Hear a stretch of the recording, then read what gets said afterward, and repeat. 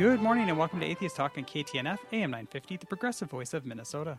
Good morning to all of you joining us locally by radio and streaming online. We appreciate you tuning in. Today is Sunday, September 29th. My name is Maddie Love, and with me in my comfortable living room studio is Hertzy Hertz and Julie Love. This episode we'll be chatting with mortician, author, and Order of a Good Death founder, Caitlin Doughty.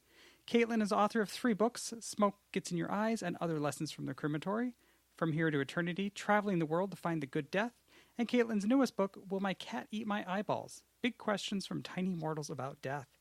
This is an open conversation about death and many aspects of the dying process. Unfortunately, while we ourselves are alive, the phone lines will be dead, awaiting a promised resurrection next week.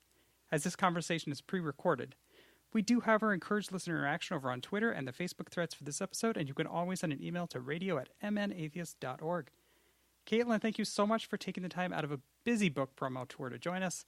And perhaps even more importantly to folks here in Minnesota, thank you for being a Prince fan. Yeah, well, I couldn't say no to Minnesota. I would never. So, Caitlin, this is your 3rd book on death. You founded an organization where death acceptance is a central element, and you're a longtime veteran of activist work around death acceptance and reform of funerary practices. What is it about death that keeps your passion so alive? I think because death involves all of the other categories. It involves literature, it involves science, it involves psychology, it involves anthropology, it involves culture and politics. It's all the things wrapped up in one interesting package that also happens to be morbid and macabre, which are 2 other things I like. So I really never run out of things and cultural issues to be interested in, and frankly, we have so much work to do that there's no end goal either. So I can just keep doing this work forever. Hopefully not forever, but probably so until I die. So this book, Will My Cat Eat My Eyeballs? It has 35 questions from kids. Why did you choose questions from kids? Well, because kids are blunt. They are not afraid to hold back, and they ask questions in, I think, a slightly more interesting way. Adults, listen, I love talking about atheism. I love talking about the soul or lack of soul. I love these headier conversations, but we have those conversations as adults without ever really having examined the basics as a child, most of us. So we may talk about our soul, but we've never really talked about what just plain happens to the body and what death actually looks like or feels like or what happens to your body. And those are kind of the questions that I wanted to go back and remedy our lack of knowledge around. I find those questions to be far more interesting than, do we have a soul? And that was probably before I was an atheist too, that I had that. Yeah, and then frankly, these are the questions that I am more interested in. I will talk about, for example, alkaline hydrolysis legislation until the cows come home. But when you really get down to it, I also just love what happens to the dead body and why things happen to the dead body and the basic science and cultural reaction we have to the dead body. So, wondering, do you think adults have any better grasp on death than kids do? No, especially not in our culture. I think adults probably get further away because at least as a child, you have your childlike, open, curious proximity to death. Whereas adults, we've already become entrenched in our idea of death. We've become entrenched in our fears of death. We've become entrenched in the desire not to have a conversation about death. And that puts us behind kids as far as because death, you're never going to solve it. All you're going to be able to do is be willing to have the conversation and figure out for yourself what your death fears are and how to tackle them head on. And that's a lot easier to do when you have a foundation of honesty around it. Yeah, I spent just a couple years doing autopsy pro section here in Minnesota. And fellow death. It was, to be honest, if it was a part-time job, if they could have guaranteed me more hours, which I realize we can't do that because, reasons. But I ended up having to leave it just because I didn't get enough hours. I absolutely loved the job. But I felt like I would be around people that seemed to like be willfully and purposely ignorant about not wanting to learn or understand or anything else about death. Have you seen that kind of the same thing? I guess, do you mean your coworkers, or do you mean who are we talking about? Everybody in general, that if I would ever talk about anything, like, it's not a job I could talk to many people about beyond just like, no, CSI isn't real. That's not what happens. But just about the death process period, just like whether it be coworkers, not coworkers in the morgue, but coworkers in the hospital I was in. Yeah. No, that makes sense. I think I've been lucky, and I don't really know what it is about me. Maybe it's my dogged insistence that this is the right conversation to be having, but I rarely get a feeling of judgment. I rarely get much beyond, wait, what do you mean? Tell me more.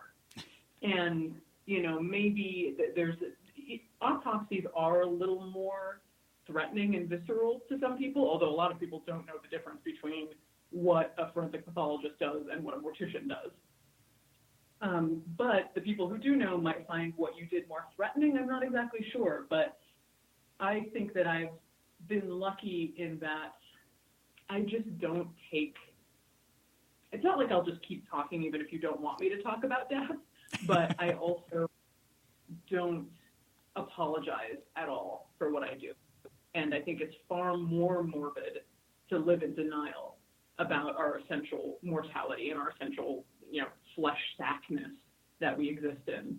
And if we don't have that conversation, then we're not doing it right as humans. And I believe that so strongly that maybe my intensity of faith carries through and allows people to have the conversation with me. I'm not sure. Well, and kind of speaking to that, and one of the the very opening section of your book, you speak for a moment about death illiteracy.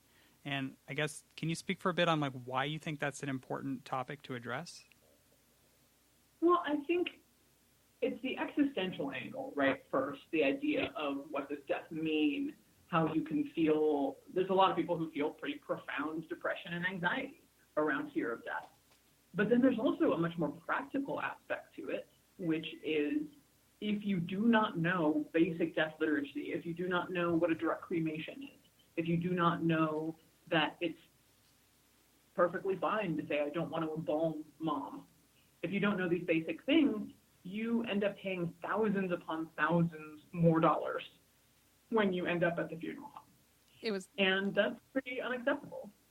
It was actually listening to you that got me to go start researching funeral homes in the Twin Cities and trying to figure out which one would give the best deal. Amazing. Yes, and I've found the one that I like the most. It's also one that, they're very upfront about, oh yes, we are not part of any corporation. They're kind of on their own. It's pretty cool. Yeah, that's wonderful. And I am not against, I should be clear, I'm not against people spending money at the time of death. If you want to have a huge party for mom, if you want to have a massive cheese plate that's also like a fondue fountain, get it. If you want to buy her an $8,000, $10,000 casket because you think it is a temple of love and you absolutely want it, by all means. People buy stupid things all the time. We'll bleep that out. But or overpay for things. But we have to keep in mind that most people, I believe it's 4 out of 10 people, cannot afford an emergency purchase of $400 because of the way, because we live under late capitalism. So most people can't do that.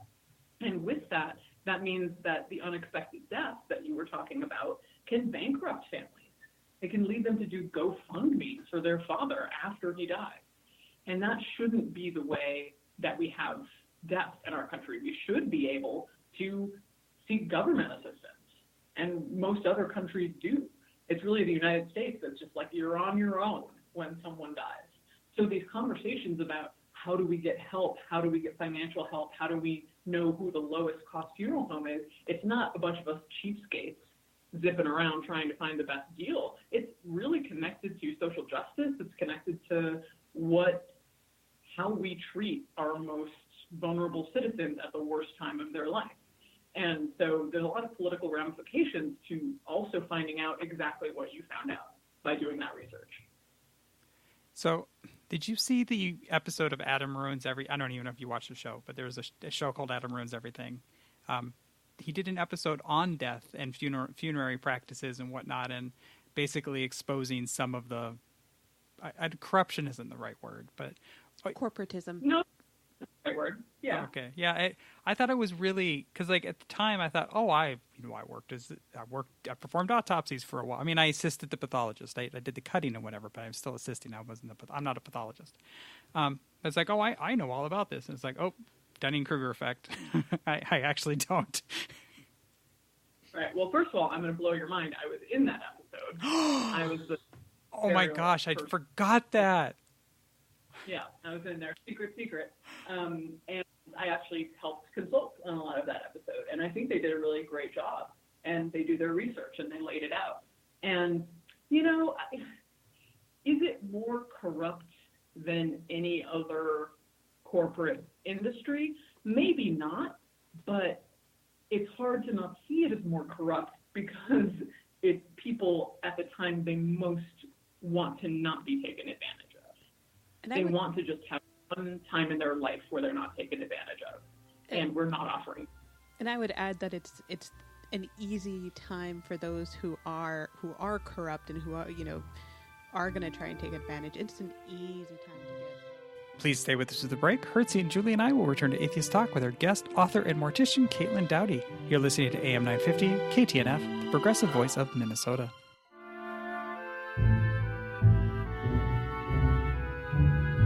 Welcome back to AM 950, KTNF, the progressive voice of Minnesota. You're tuned into Atheist Talk. I'm your host, Maddie Love, joined in studio by my co-hosts, Hertzie Hertz and Julie Love.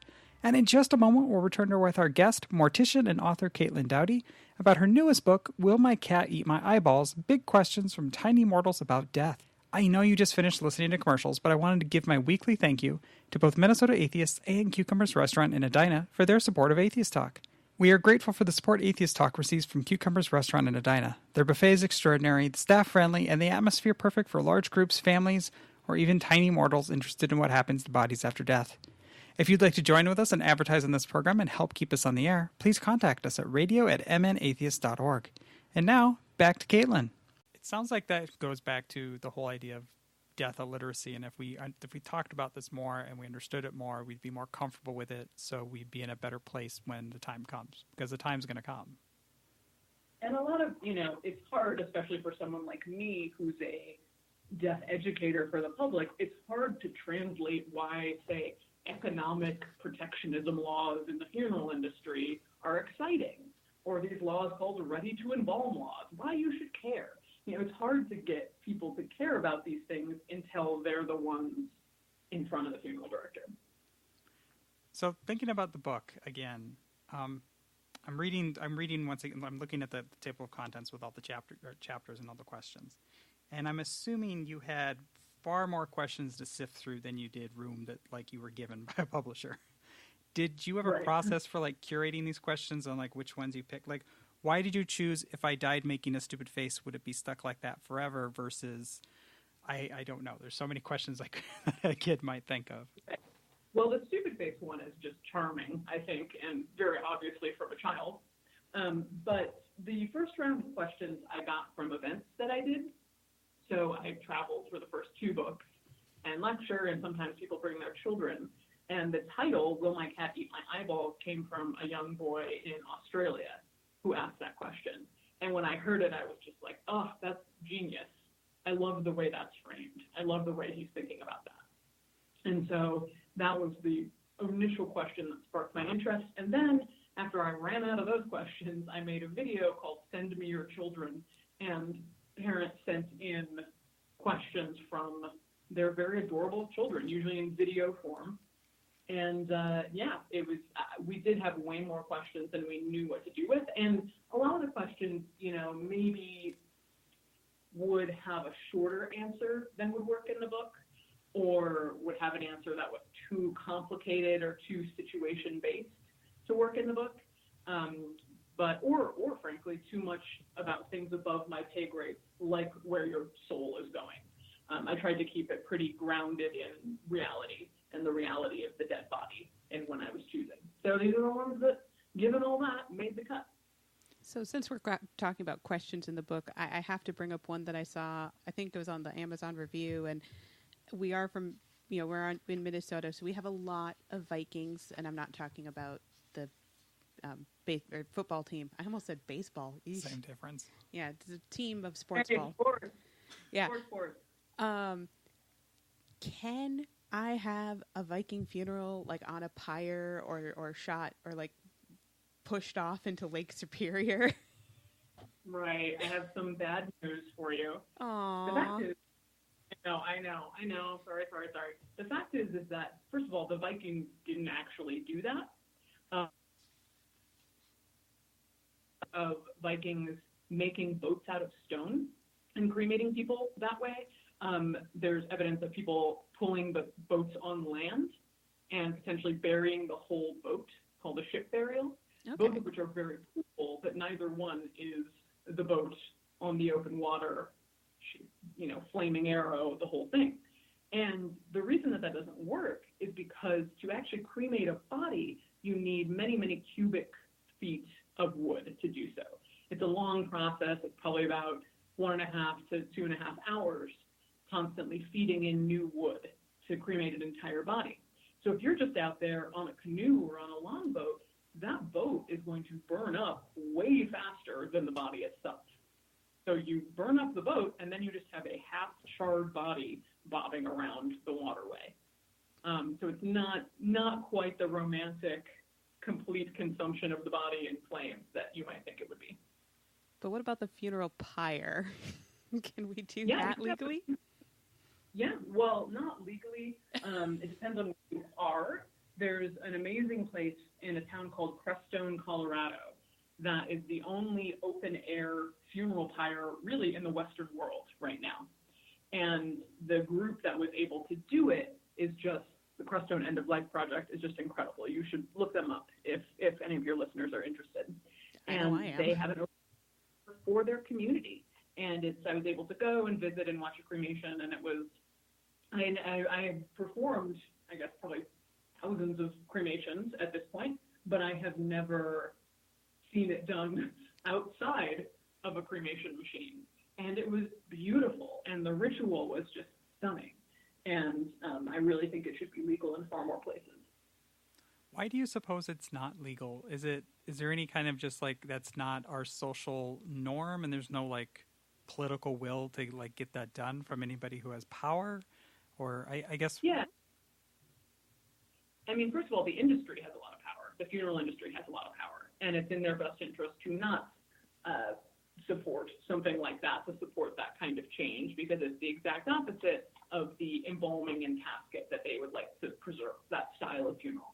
And secondly, it is a lot about social norms, or what we believe to be our social norms. So, sort of like basically saying, in America, we do this. Okay, well, the native or indigenous population didn't do that. The Hindus who now live here and are also immigrants didn't do that. They have open-air pyres. Why can't we expand our definition to, as long as it's regulated, whatever it is, because it should be regulated. We shouldn't allow bodies to pile up. It should be governmentally, there should be oversight on these practices. But it should also be equal in who gets to decide what the practices are. Because right now, we're being incredibly unfair to other cultures, immigrant cultures, people with new green technology or new ideas about death. We're shutting all of them out in favor of this very narrow traditional idea we have of what a funeral is. Yeah, wasn't it a few years ago that they had something about composting, full body composting? Yeah, that was just legalized in Washington State. So that's an incredible success story.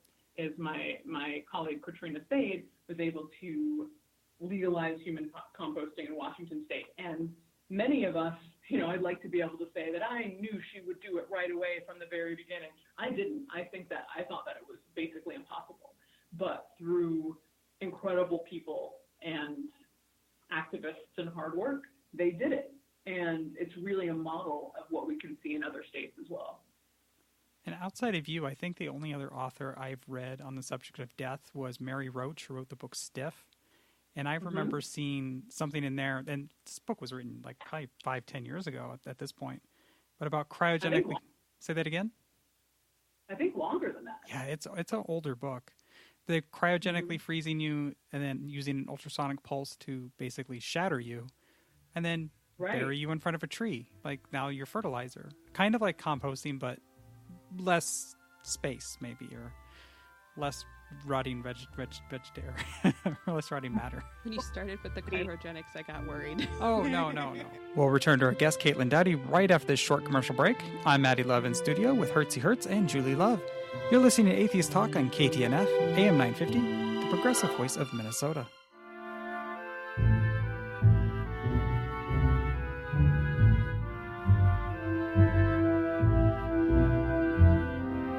Thank you for tuning in to Atheist Talk on AM 950 KTNF. I'm your host, Maddie Love, in studio with Hertzie Hertz and Julie Love.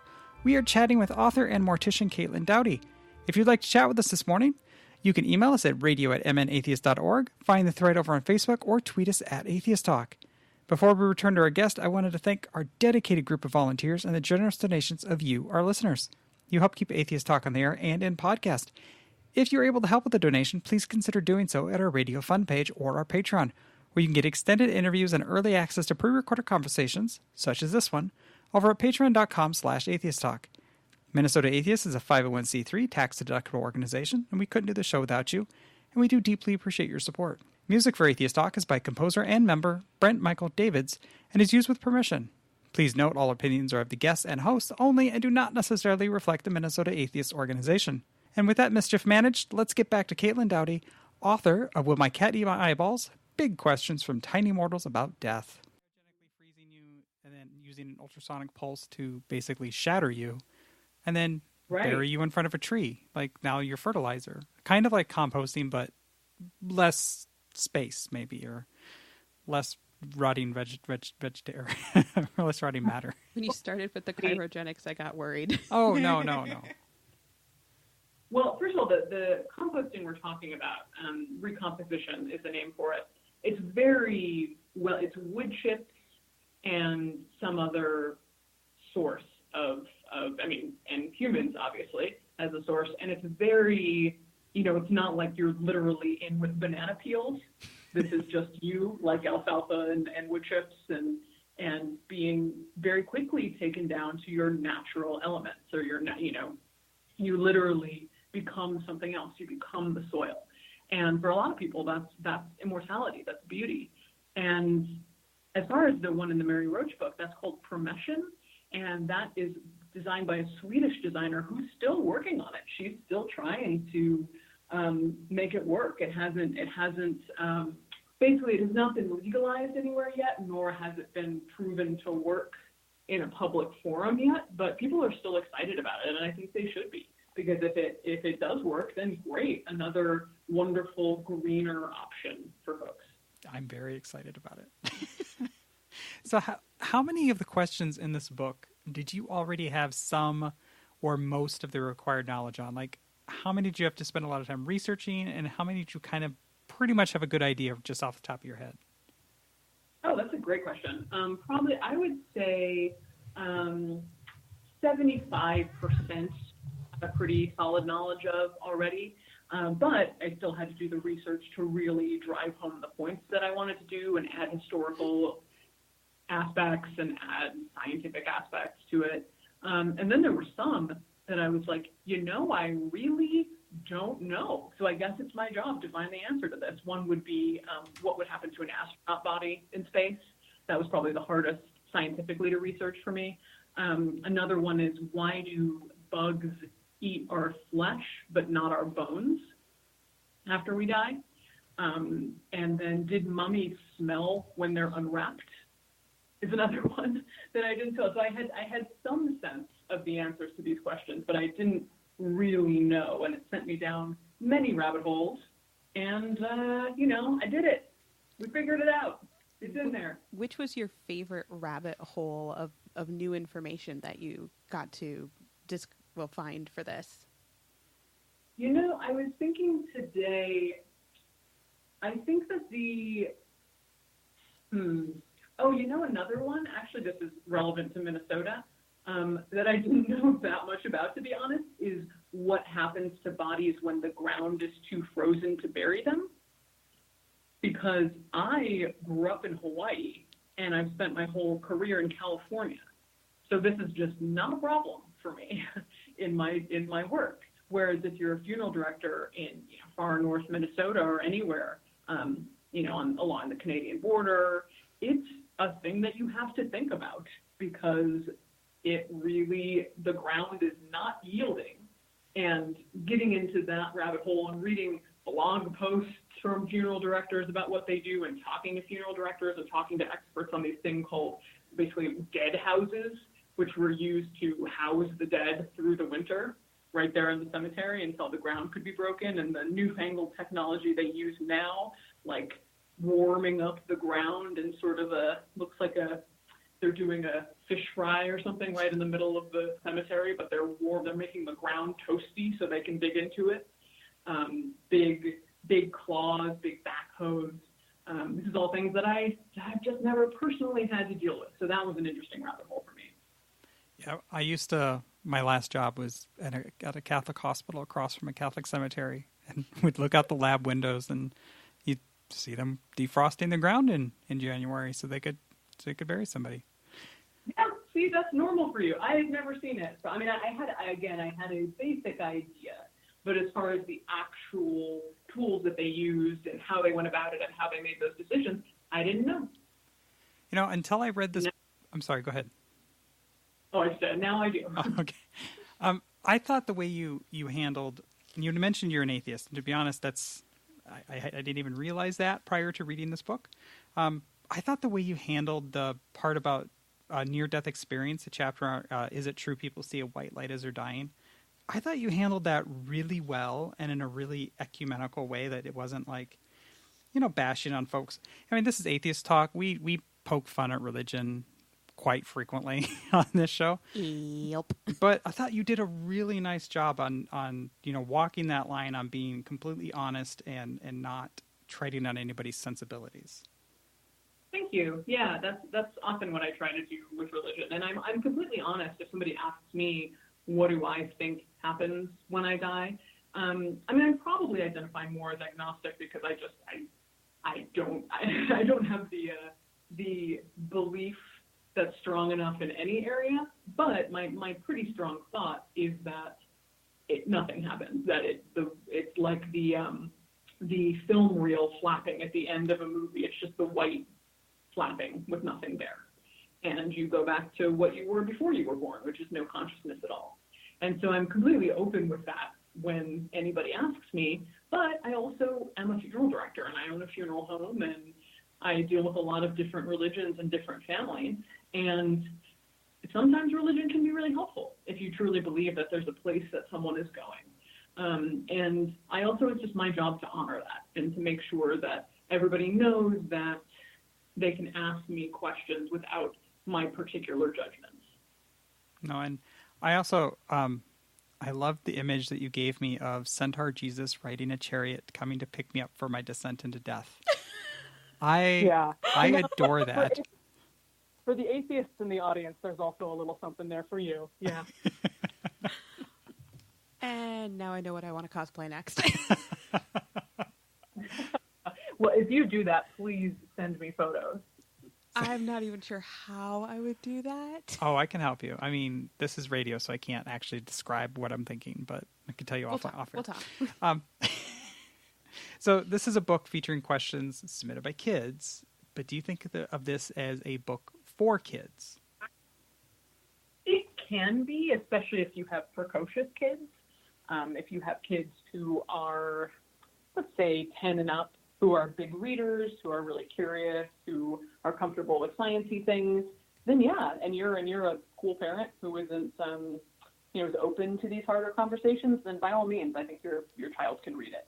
But I also really conceive of the book as questions from children, but answered for adults, but in a tone that's not, hi kids, I'm young and condescending, but that basically treats the inner child in every adult with respect, and the actual child who may be reading it with respect. Because I want, if you were a child who had questions about death, and the adults in your life told you, oh, that's morbid, sweetie, that's weird, that's wrong, I want you to be slightly healed by this, and to understand that you're part of a community that is curious about this and is fascinated about this, and you're not alone. And yeah, I think it's mainly for adults, but yeah, if you got a smart kid in your life, sign him up. So maybe not on the third graders library shelf, but maybe on the middle school library shelf. No. And maybe someday I'll do that. Maybe I'll go younger. And there are specific people who do that and are fantastic. But but the thing is that the answers that I give in the book, I would absolutely feel comfortable sharing with a younger child. It's just the reading level that maybe is not there. So, if you were, say, 7, this might not be a book that you easily can read, but I wouldn't hide any of the information for you if you asked me the question and you're that age. So I'm going to take a slight left turn, if that's all right, Maddie. You mentioned that there's a community there, and you are the founder of the Order of a Good Death.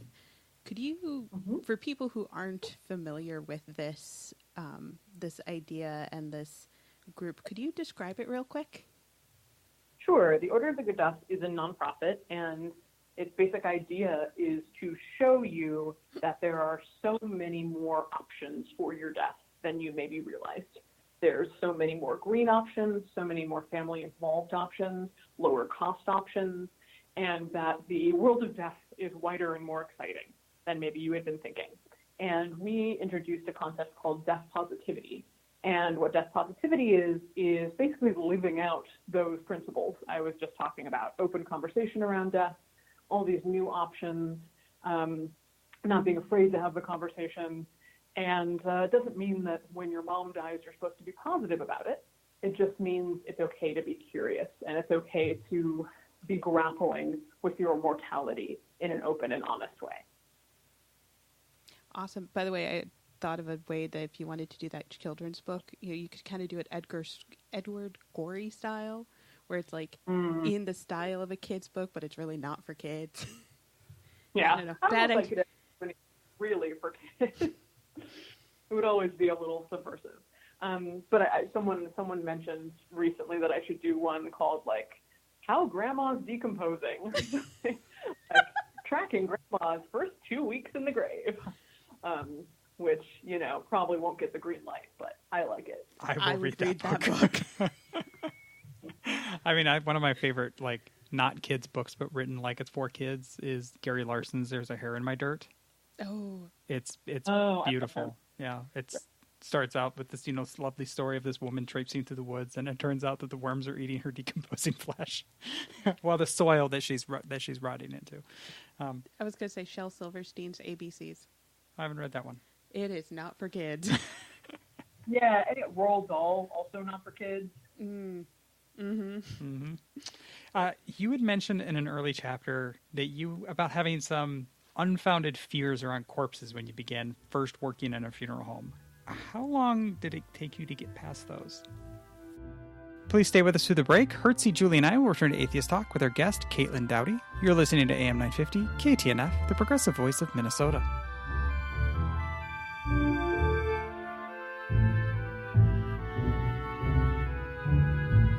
Welcome back to AM 950, KTNF, the progressive voice of Minnesota. You're tuned into Atheist Talk. I'm your host, Maddie Love, in my living room studio with Hertzie Hertz and Julie Love. We're happy to be joined by mortician and author Caitlin Doughty, author of Will My Cat Eat My Eyeballs? Big Questions from Tiny Mortals About Death. You had mentioned in an early chapter about having some unfounded fears around corpses when you began first working in a funeral home. How long did it take you to get past those? I think I've never really lost my awe of dead bodies. Even after all this time, I still find them incredibly magical, strangely enough. I'm there's an awe in the room when I come in, and sometimes I have to use spiritual language for it, even though I'm not a spiritual person, because it's that impressive to be with the dead and to see what happens to the family when they're with the dead. But I really quickly lost my fear that the bodies were malevolent in some way. This old fear of, I don't even know, zombie movies, horror movies, the idea that one was going to reach up and grab my hand and have some ill will toward me, that went away pretty quickly, because you see that dead bodies are, number one, very dead, and number two, not out to get you in their deadness. No, I was never chased in the autopsy suite by anybody. So. No, you weren't. Yeah. No. Yeah, I'm an accountant, so I have not run into dead bodies. I mean, the occasional funeral, but that's about it. Yeah, you've still around people that cash out. Oh. So of all the questions, and I know this, you've answered a lot of questions in your career, is there anyone that sticks out as catching you the most off guard? Like, wow, I hadn't even considered that before. I've gotten some interesting questions on this tour. Someone the other night was talking about their sister wanting to be cremated and thrown into a pot of whales, but not just like scattered her ashes into a pot of whales. She wanted like balls of ash thrown at the whales. Oh my God. And I was like, ma'am, I think the Marine Mammal Protection Act is going to prevent us from doing that for your friend. You can just, scatter amongst them. But I really think that we should leave the whales alone. But she did not want to take no for an answer, which is a strange hill to die on. But, that's just the strangest question this week. So there you go.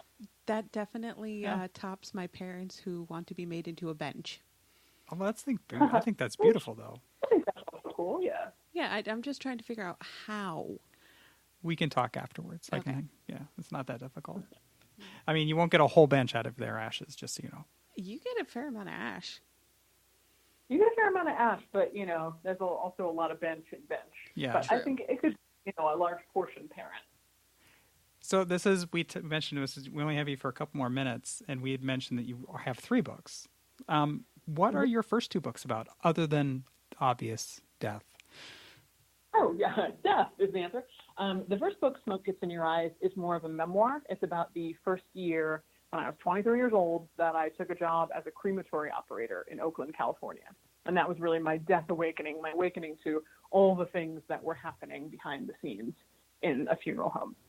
And then the second book is called From Here to Eternity. And that's by the time I had already opened a funeral home of my own, and I was going around the world looking at different death cultures and how we can learn in the United States to be more open-minded and be more culturally relative when we look at what other cultures do with their dead. And yeah, that's them. Those are the first 2. And then this one is Will My Cat Eat My Eyeballs? So I took a very, strange turn, but who knows where we go from here. I don't know. I kind of feel like this is in the same vein, because it's the first 2 are very informative, and this one, it is as well, but it's just broken up, and you could grab and just read one chapter and be good. Exactly. and until the next day. You don't have to read it through an order or anything. And humor absolutely. If someone puts it in their bathroom, I would not be offended. Humor is the best way to deal with uncomfortable subjects. So, absolutely. Yep. All right. Well, we are out of time. I have a feeling I could probably chat with you for another 2 hours if you didn't have a book tour to do and things, and we didn't have a hard limit on how long they'll let us be on the air. Well, we can sketch out our centaur outfits. But we'll do that. We'll do that another time. Oh, she was just horsing around. Well, halfway. No? Okay. I got it. Yeah. Don't put me up on the cross. All right. Well, thank you again for joining us. And I hope everybody goes out and picks up this book, Will My Cat Eat My Eyeballs? Big Questions from Tiny Mortals About Death. And with that, we will let you go. Thank you so much. Thank you, Minnesota. I love you. Thank you. Bye-bye now. Okay. Okay, let's talk about death, because that's what we're here for. And yes, Julie, putting you on the spot. The silent partner spoke afterwards, which is what I see. Which is why we decided we had to record afterwards. To do is my burning question for her was, so how does one come into this line of work anyway? Growing up in said small rural Nebraska, it all seemed to be a very family-oriented thing, which maybe in very small towns it still is, but listening to her, understanding that it's probably just part of corporate America greed, me being the ever sciencey, ever morbid, ever curious, looking for a way to do something useful while not having to deal with people. It depends on what part of the job that she wants to do. I was going to say, even the crematorium operator can still have to deal with people. Because at the same time, what you might... Now this, because again, big fan of Caitlin. She has talked about how most of the time, like 99% of the time, she's alone with the bodies when she was doing the crematorium work, which was her first job. However, there is the occasional where the family does go. You do have to deal with the potential grieving family members. That's fine. That I can actually handle. I seem to be able to do well with others' grief because I don't grieve. So, it's all good. I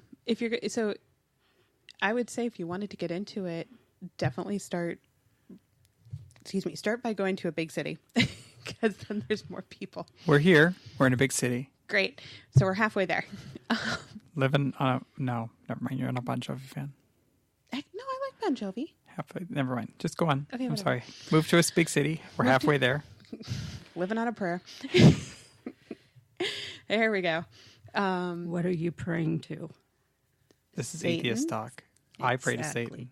Yeah. Directly. He's a real person. By the way, Caitlin did a 50-page thesis that I will probably ask for a copy of about witches and Satan because her first degree was in medieval studies and the witch trials. I thought that after reading this book that I loved this person already. Mm-hmm.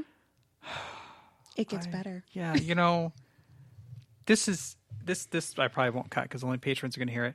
Why don't we reach out to her while she's, traveling to come talk, to do a public spot? I don't know. Or I wonder if her honorarium.